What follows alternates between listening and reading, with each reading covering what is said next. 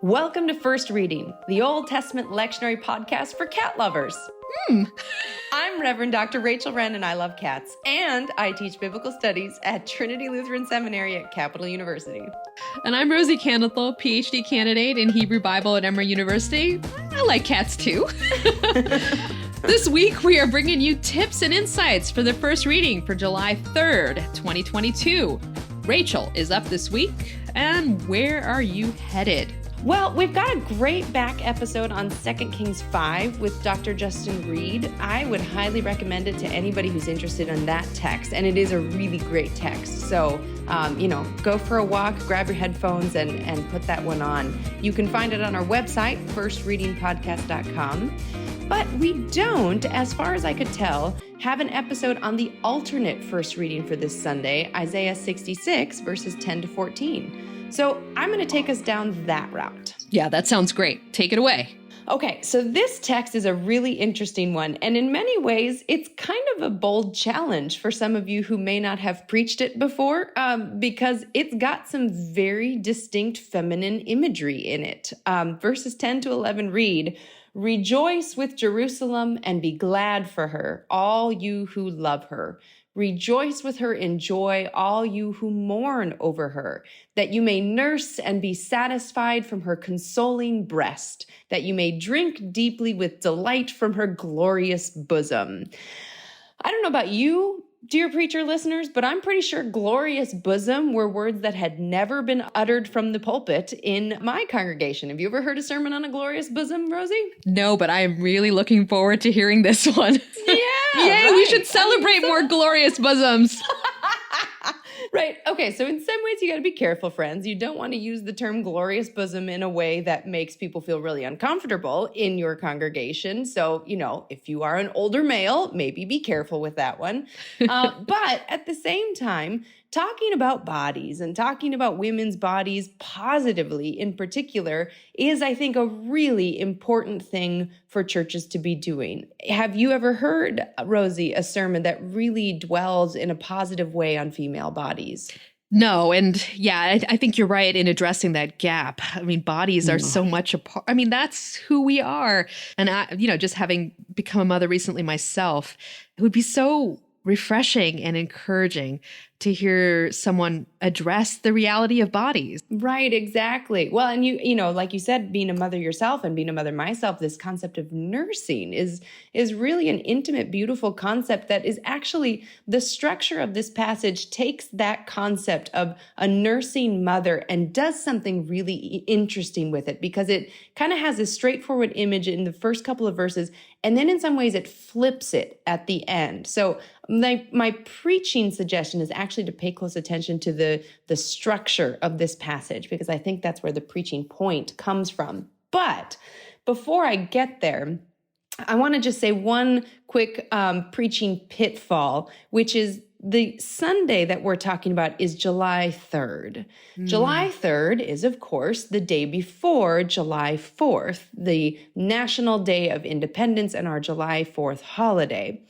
That national holiday, married with this image of Jerusalem who is nursing her children, can lend itself to a really nationalistic understanding of this text. I'm thinking of all of my years of art history, of the French Revolution, where Mother France is portrayed in art as this really kind of big masculine figure who's got soldiers nursing from her breast as she's got the flag flying behind her and is shooting at an army. So there's some sort of fraught imagery here that I think we just need to name right away, especially with how close this is to July 4th. Right. Yeah. And that's definitely part of our history as Americans. Right. Exactly. So I would caution us not to go too far into the nationalistic thing that could be read here. And I just got back from a trip to Israel, Palestine, and we spent a good couple of days in Jerusalem. So I've got lots of images and kind of thoughts about nationalism bouncing around in my head right now. So I would want to say that first.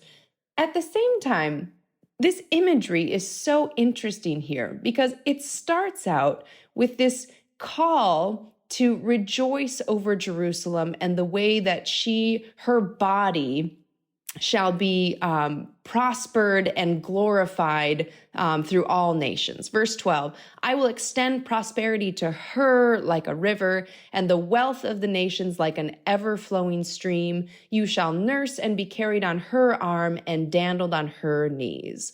So the first 3 verses really focus on Jerusalem and the prosperity of Jerusalem. But in verse 13, there's a flip. And there's a shift, because in verse 13, Mother Jerusalem is no longer the subject. Instead, it shifts to Mother God. Verse 13 says, as a mother comforts her child, so I will comfort you. You shall be comforted in Jerusalem. So Jerusalem, the mother, is in the first 3 verses. And then Jerusalem becomes the space where the comforting is happening in verses 13 to 14. And the focus, the lens, the spotlight shifts from Mother Jerusalem to Mother God. But the focus still stays on the bodies of the listeners. Remember in the first few verses, they were saying, drink from Jerusalem's breast, be satisfied and glorify in Jerusalem. And then it's shifted to kind of this comforting image of God, which also shifts that attention and that verb from Jerusalem again to God. So it's be satisfied with God, nurse from God, drink deeply with delight from God. And it's almost like, remember, we're in Isaiah 66 here, and Isaiah 66 is 3rd Isaiah.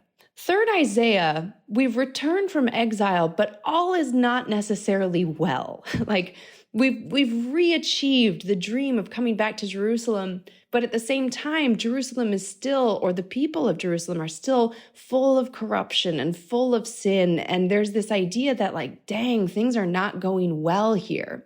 So rather than seeing this as a really nationalistic text, I'm wondering if what the author of 3rd Isaiah is doing is shifting from this original nationalistic idea of the prosperity of Jerusalem to, you know what?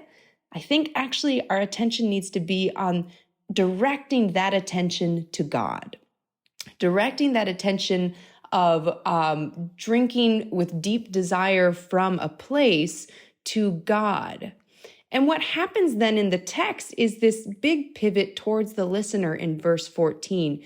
You shall see and rejoice. Your bodies shall flourish like the grass. And that's the piece I think that is the crux to this whole pericope, is bodies flourishing like the grass.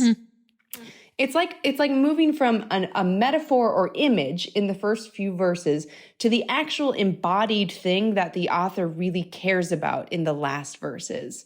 Because when it's talking about the wealth of the nations like an ever-flowing stream, what do you picture, Rosie? Yeah, I mean, I'm thinking of the honey and milk metaphor and like feasting, which is so much a part of 3rd Isaiah, right? This sort of dream of a glorious future, which, as you've said, is not quite present. Well, and that's actually what I wonder if that's happening here, because when I hear, the wealth of the nations, I'm picturing those lines of tribute coming and sort of the building up of a national identity.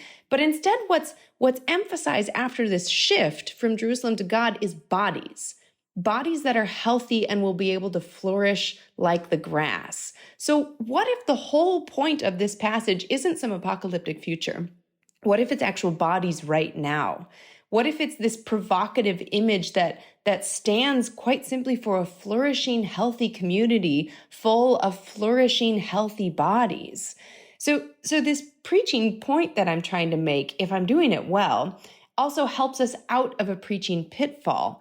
Namely, this idea of nations trotting out their silver and gold as tribute to Jerusalem, or, as we always do as Americans, see ourselves in the place of Jerusalem.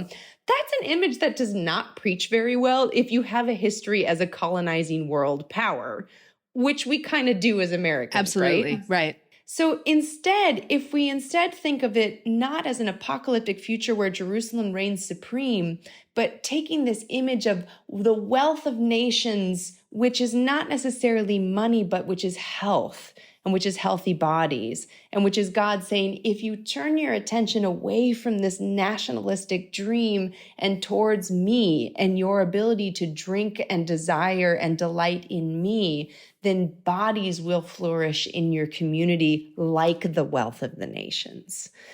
That's a long roundabout way to get to a preaching point, but that, in my mind, is a really kind of provocative, fun image here. Yeah, I think that's really got some preaching, especially just the idea of redefining what success or glory looks like in the health of our community that might preach really well on the 4th of July. I think so. I think there's some really fun things we could do with that, because I believe more than anything in America right now, what we are longing for is healthy, flourishing communities where we can listen to each other, listen to ourselves, and listen to God. And that is the wealth of the nations that I think we're really deeply desiring. Oh, that is beautiful. Yeah.